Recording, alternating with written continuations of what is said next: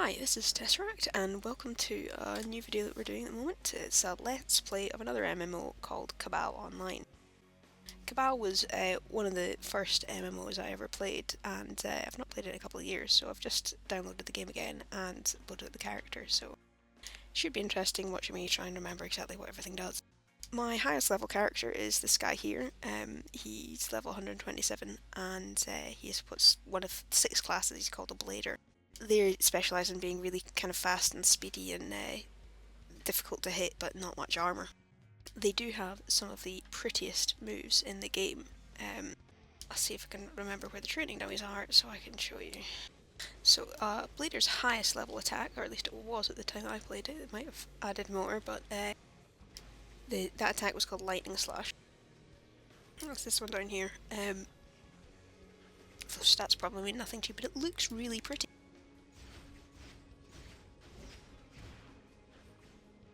Next to that there is Blade Scut, which potentially looks even prettier.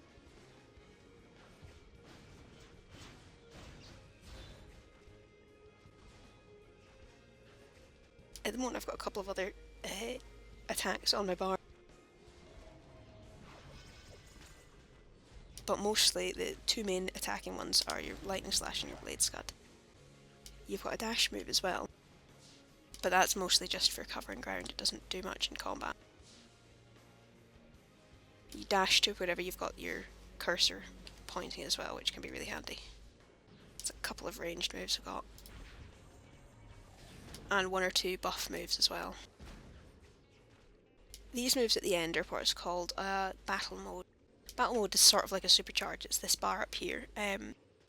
You build up your battle mode charge by fighting, but one of the really cool things about this game that I always loved was that you also build it up when you dance.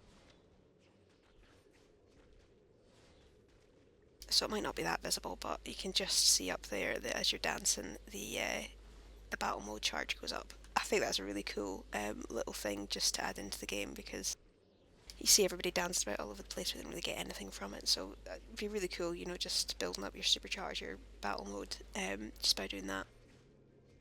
You can see there are the 3 dots there, and going all the way up to 8 at the moment apparently.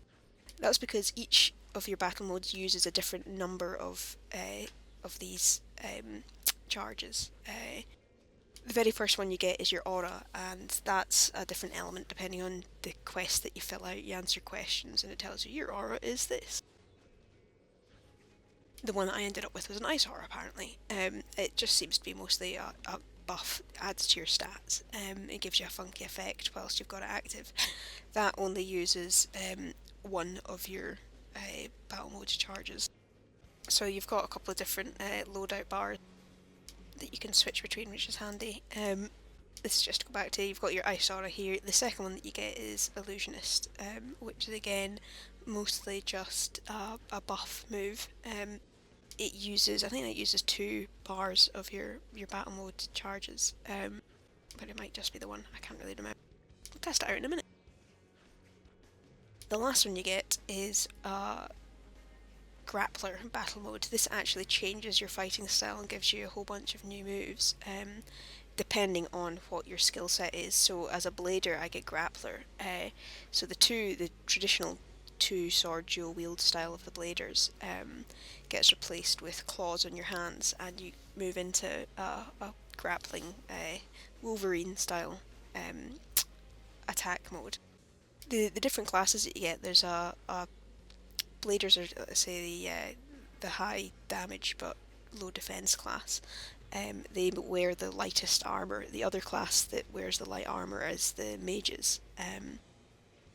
Medium armor is worn by force bladers, who have a single sword and a magic focus on the other hand. And force archers, here's the archer class in the game, and then the 2 heavy armor classes are warriors and force shielders. Warriors use big double-handed weapons, and force shielders use a single-handed weapon and a shield. The different classes have these different battle modes. So as I say, the bladers have got the claws, The Force Archer is my favourite one. They turn into a equilibrium style sort of dual pistols. It's a bit like Full Auto from DC. You can target multiple different enemies and change target, and it just looks really, really cool. I think in the intervening time that I've been playing this game, they have actually added new battle modes. But you need to do quests in order to actually, yeah, you need to do quests in order to get them, and I've not done those obviously, so I don't know what these things are. So, just to show off a couple of these battle modes then, we'll use the grappler first because it's cool.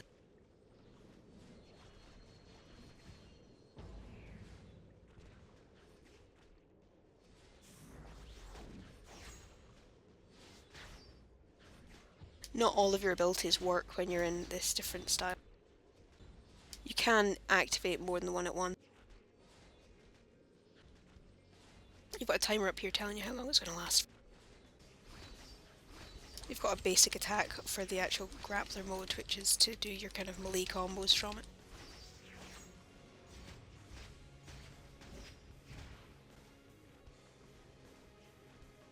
So that was the grappler mode.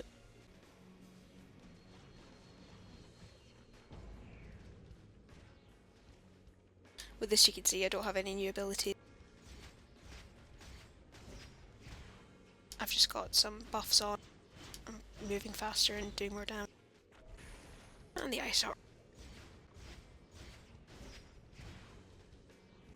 The other fairly unique thing about the combat in Cabal was they have this combo mechanic, which is a move that you get right from the very beginning, I think. And what it means is that when you can combo moves together, they do more damage. But in order to combo it, you have to hit them at the right time. So there's going to be a bar that will pop up, and you've got to hit it between the two kind of bars at the end, or the combo will fail. So let's see how good I am at this still. Apparently they moved up here.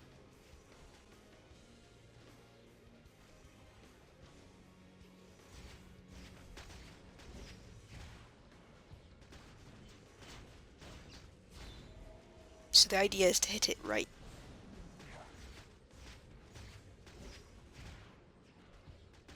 As you can see, it gets smaller as you go on.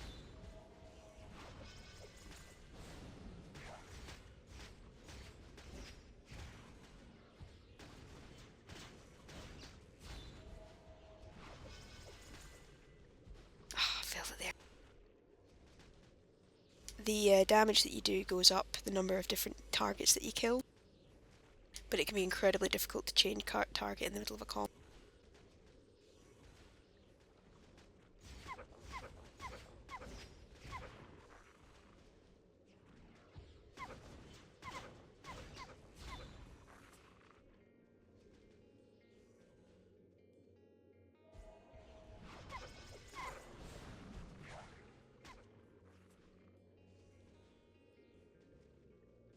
Particularly with enemies that die in one hit. The other thing that makes comboing interesting, because you have to hit them at specific times, and because that time gets faster and faster as it goes, you have to really watch out that your combos, that your cooldowns even have enough time to come off before you would need to hit them again. It's in PvP or anything like that, it's incredibly difficult to pull off high level combos. Really, really handy in the really high level PvE where the enemies have a lot of health to just combo away at them. So this area that I'm in at the moment is the starting area for the light armor classes, so the bladers and the mages.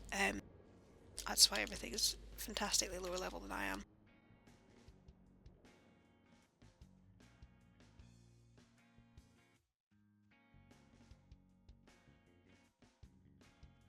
When you're moving about in these areas, there are warp abilities that are for premium users. So this is a free-to-play game, but you can buy XP boosts and warp abilities and things like that. If you're not warping about the place, you've got boards, and there are even astral bikes as well, which are fantastically expensive in game. I never afforded one of those. So these just make moving about a little bit faster. And you get stat boosts from them as well, I think, from having them equipped in your character. Yeah, gives you different abilities depending on which one you've got. This is a much higher level instance, 88 even. But still I think should be significantly lower than I am. You can see that they're actually yellow enemies instead of the greyed out one. It's another desert-like area. So this is where it was before. Started off in this area up here, just wandered down here. And Forgotten Ruin. This has got some bounties in it, as it were. High-level bosses that you can take out for quests. But because the respawn time on them, it's incredibly difficult to actually find them. They tend to respawn every 2 hours or so. And if you're not there to when they respawn, then somebody else will no doubt come along and get them. There's about 12 different channels, normal channels in the game, although some of them are for premium users only. So that's another reason to be premium. So you can tend to find the spot where the bosses are supposed to spawn, and then you just channel hop and see if they're there, and if they're not, you'll just have to either pick one to wait at or come back again later. You'll have noticed by now that I've got this little lizard creature running after me called Aero. That's my pet, Fancy Zard they're called. Now originally the pets in the game were just a luxury item. They didn't do anything, but they did eventually add stats for them, I think. As you kill enemies, your pet XP levels up, and as that happens, you can equip more slots to it. But like many things in this game, whatever skill you end up getting on your pet is completely random. So it might be good for your class, it might not be good for your class. I think I've got a good couple of different pets on the various characters that I've got. I think they did eventually make it so you could trade them, and originally they were just items that you'd buy in the shop. My favourite is still the Fancy Zard though, just for the way that they run about the place. What's not to love, really? I mean, it's just fantastic. I remember a friend of mine describing it looking like they run like they've been kicked in the ball. Quite a few of the pets were really uninteresting, but provided if you got good stats on them, then they'd be worth loads in the broker. There's quite a few of them that were just really cute.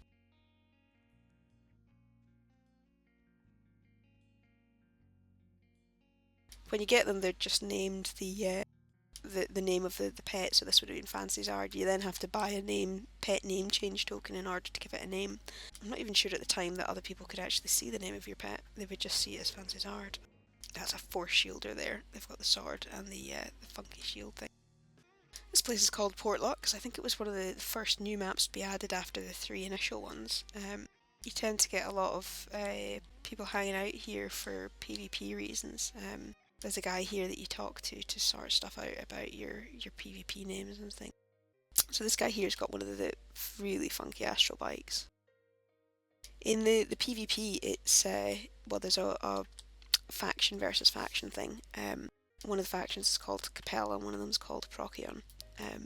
So you see people around with these titles above their names in pink, and that's the Capella faction, and that's titles of, it could be a PvE title, but a lot of people run around with their PvP titles on. I'm actually wearing the uniform of the Procyon faction. I'm not a member of that faction, but I just think it looks really, really, really, really cool for bladers.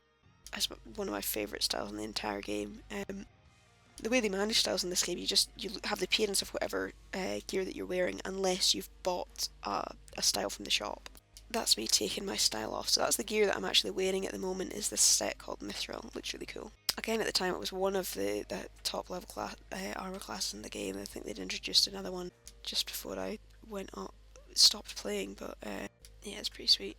You get bonuses for having complete sets of armour.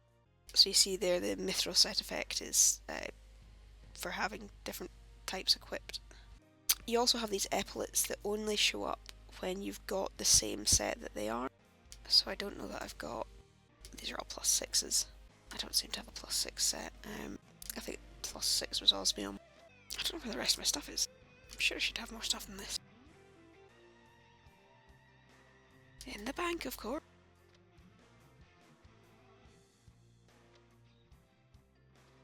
So this is the level 3 set, I think,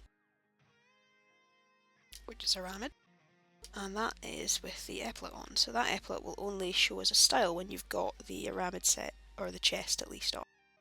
They look really cool, I reckon. The different ones have different colours, so that is the Sage set. The Guardian is the green colour. And the Fighter is the red colour. The red one is technically the one that I would be wearing if I was supposed to be going for stats on it. But I think the Sage one looks cooler. But as you can see, when I equip the level 6 one, that just goes away. One of my all-time favourite styles in the game, except for the proc armour of course, was the Shadow Titanium set. It was more of a half set than a brand new set. It was a titanium set, and then this was like almost exactly the same, just a little bit better. But there was a shadow epaulet that went with it, and the set as a whole just looked really cool. I've only got the shadow epaulet of the Sage here, which I would never actually use for the stats, but it just works really well with the rest of the set. Unfortunately, I don't have the epaulet for the Mithril set, but I much prefer the proc armour anyway. And the epaulets look different depending on your class as well. So for the bladers, you've got the scarf thing. With the warriors, you've got the cape. You can see that person there in the full kind of plate armour. They get a cape on the back of it for their epaulet. For the medium level armour, I think it's a trench coat that they get. I'll switch to it all and check. So I've come to Fort Runa to do one of the dungeons that I remember being here, mostly because it just showed off the ridiculous graphical effects for the Blader class. And it's low enough level that I'll probably survive doing it, even though I've forgotten everything about this game.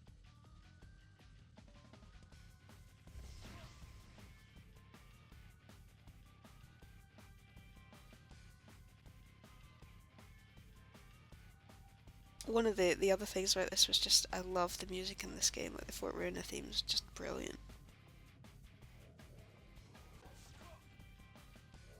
So this is new that they've added leaderboard type thing.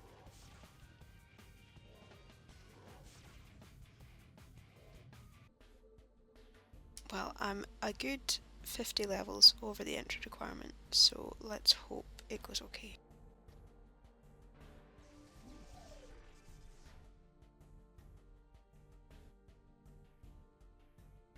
From what I can recall, you mostly just skip past these guys. You've got chests at various points.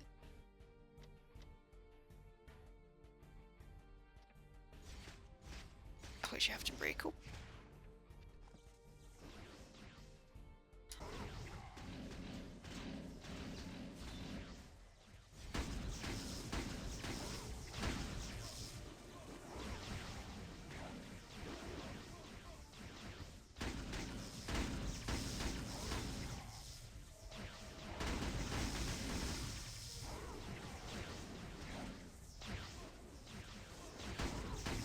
So you can get a combo going.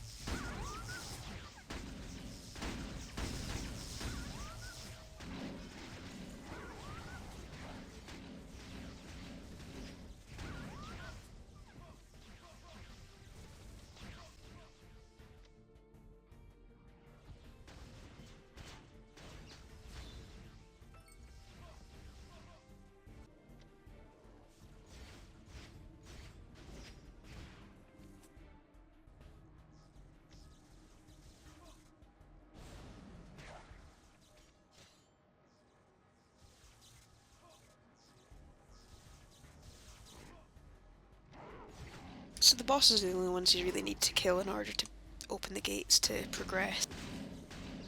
Obviously when you're low level you want to be taking out the mobs because they're doing a lot of damage to you, but this level not.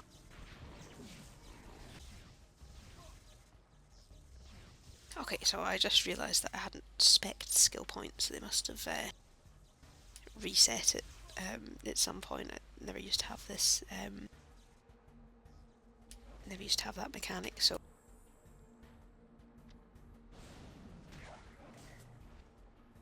I've spec'd into them all now. Not that it was giving me any bother before, but we'll see how different this goes. This bit I'm just coming to now is the reason that I've come in here actually because it was my favourite area to go into when I was levelling up. It would be just how you levelled from 70 to 100. As you destroy these pillars, more buffalo spawn. And as more buffalo spawn, you get more XP for attacking.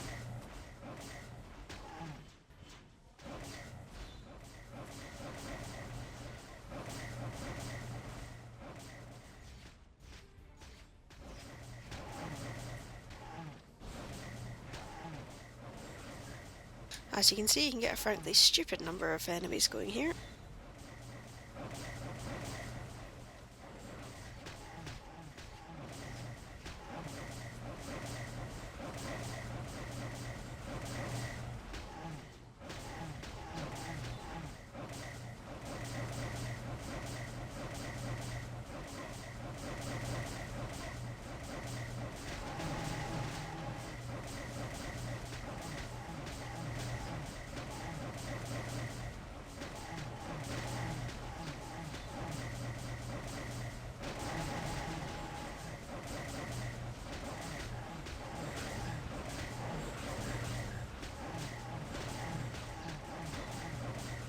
I think that's this Mega Bear here.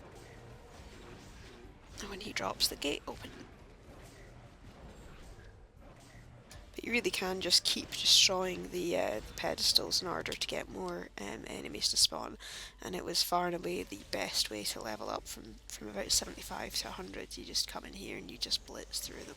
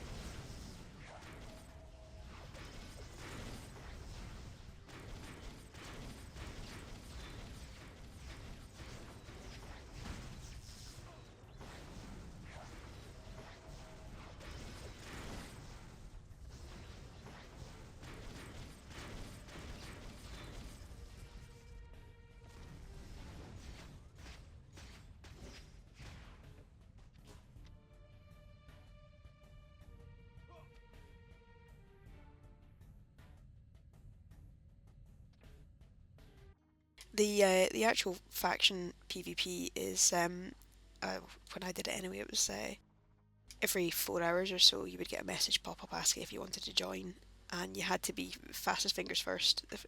Only the first people that would respond would get it. And the first, when you're up to level 60, we're in a low level version of it. So yeah, there was a low level one that only lasted all of about 2 minutes. And there was a much, the higher level one, which was basically from level 60 or right the way up to the end, was a big sort of half an hour long thing where you had to capture points and things like that. I was absolutely terrible at it. But it would only be available every 4 hours, and you were lucky if you actually got a shot at it. There was maybe about, in the low level one there was 30 people in each team I think. In the higher level one it was like 60 people in each team. Maybe as many as 80. So this is the main broker area, which tends to be very, very busy on the busiest of channels. I've logged over here just to show you one of my favourite commands in the entire game, when you've got everybody dancing, there's a command that you can use in order to sync up everybody's dance.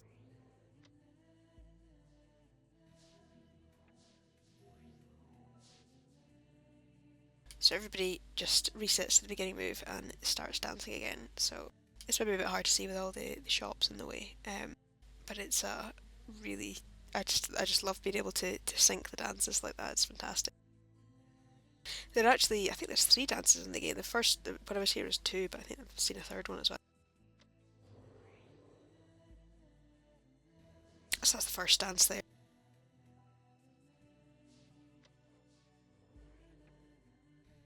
The second dance came from a music video. I think it's a Korean game originally, and there was some music video that somebody did for the game, and in it they did this dance. So the game added the dance in as a second dance for the game.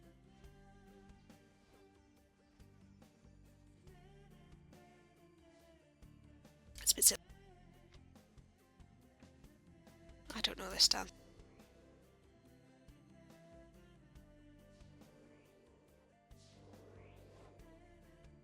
Okay, so that's very much obviously what that dance is.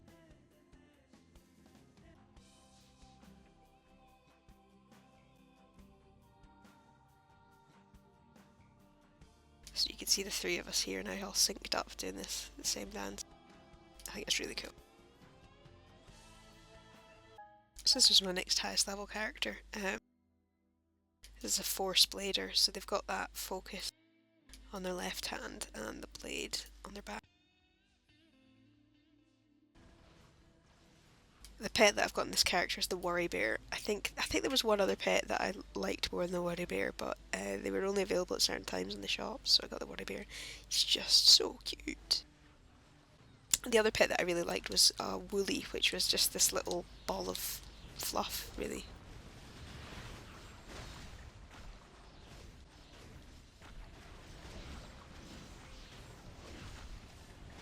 Can't really remember many of the Force Blader skills.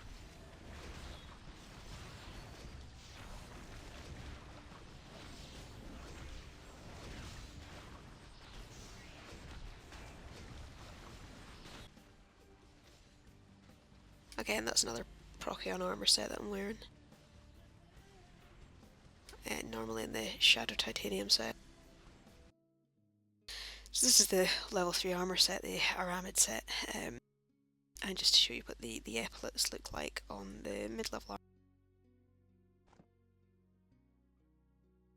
Trench coat, which looks really cool.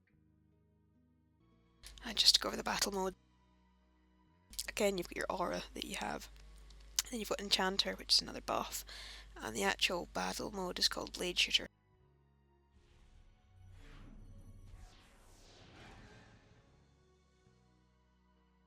So you get the gauntlet.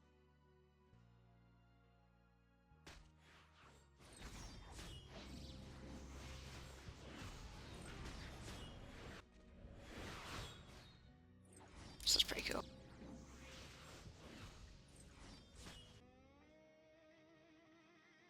So the only other really decently leveled character I had was a Force Archer called Skyscorch. He's got a pet husky. It's quite cute. Again, wearing the Shadow Titanium set, which is the best set you can get at the level that he's at. I think this guy was holding at level 60 to stay in the low level faction war, because it was much faster and easier to complete than the other one, and I was actually semi-decent at it. You could level up your honour points, which is your kind of war level, much easier at the low level one. Force Archer's abilities tend to be more buffs than anything else. This is the entry point for the World War, so you've got a bit of a wait before you can actually go in. So up here usually tells you how many different people are going to be in. I'm not sure what it's saying at the moment. Apparently they've changed the level ranks for this. I don't know what these things are. Oh, see, now this is the high level one. This isn't the low level one. They've probably changed it.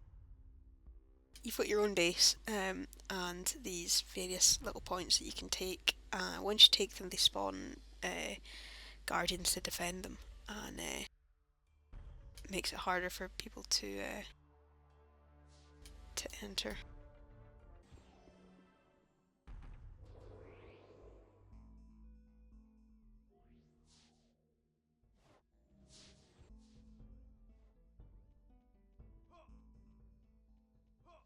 I'm just following this guy in front of me.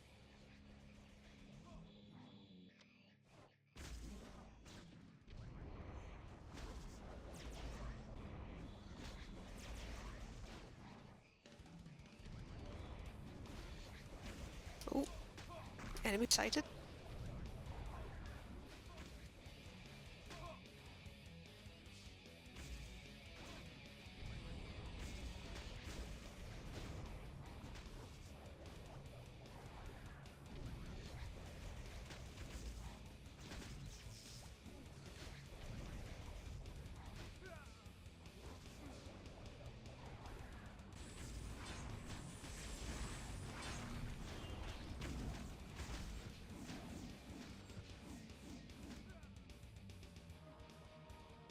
Hey, we finally killed someone.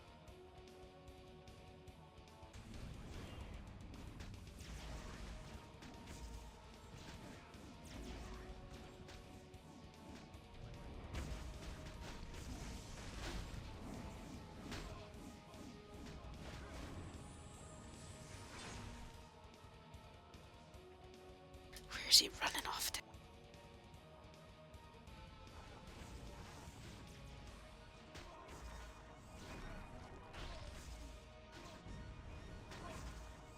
No. In my defense, he is level 79.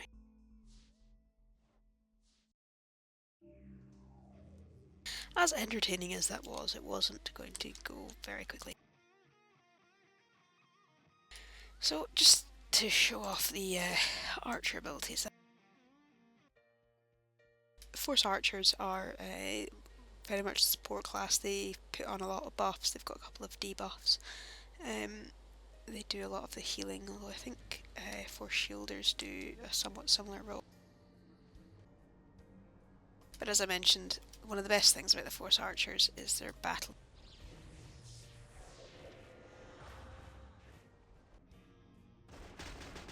Do not be forgiven for things very much like dual pistols.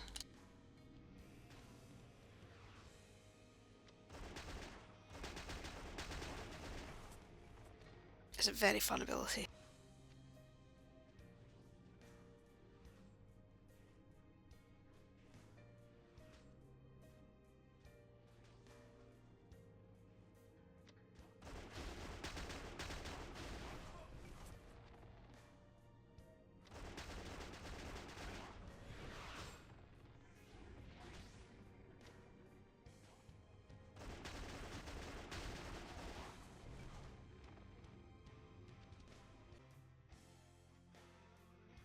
Again, I've got another style on. This is the Cabal High School style, I think. I think it's a really neat thing. Obviously, in DC, you've got a lot of ability to customise your style, but in a generic MMO where you tend to wear what the style looks like, whatever it is you're wearing, I much prefer to have these style overrides that just give you a much cooler looking style when you don't have a full set of gear. These things, you might be wondering, dotted about in the inventory, are all part of the crafting system in the game, as well as a lot of this stuff. It's all about levelling up your gear or putting different effects on it. I really don't want to say much more about the crafting system because it's absolutely terrible. You've got tiny chance of success of actually crafting things, and in order to level up your skill, you have to complete these, get to level 100 and then craft a proof, and you seem to have a 1 in 100 chance of actually crafting the proof. And the higher level you get, the more expensive the prerequisite items are, so it just gets absolutely nuts. So I'm not best pleased with the crafting system. It's not particularly good. those are the three characters that I've got at decent levels. I've got one or two others that I never really played at all. Oh, I've got Force Shielder at decent level as well. Let's have a look at him. If you're wondering why most of the characters I've got here are male, it's because the female armour styles are incredibly stupid. See this guy, he's all nicely armoured up. The female version of it has huge glaring holes in the armour at very revealing points that just annoys me more than anything else, so.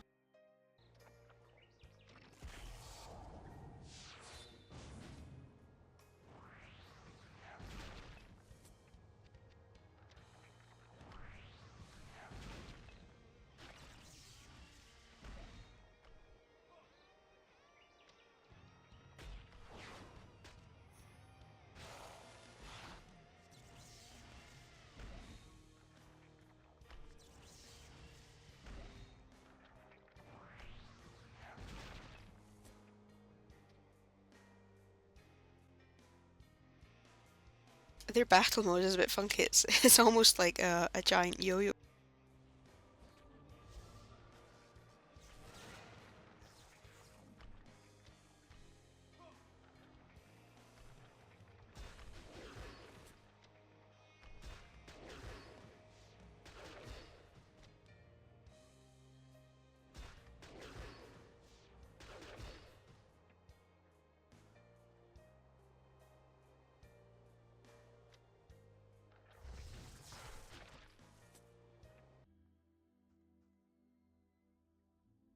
So that's a very brief look at Cabal Online.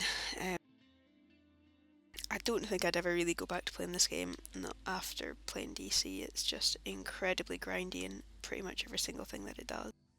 But it is very pretty, and I'll always remember it's my first real MMO that I bothered to play.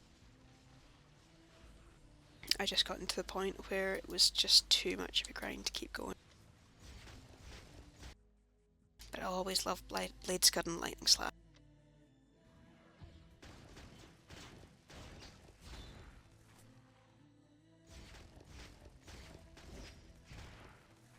Thanks for watching.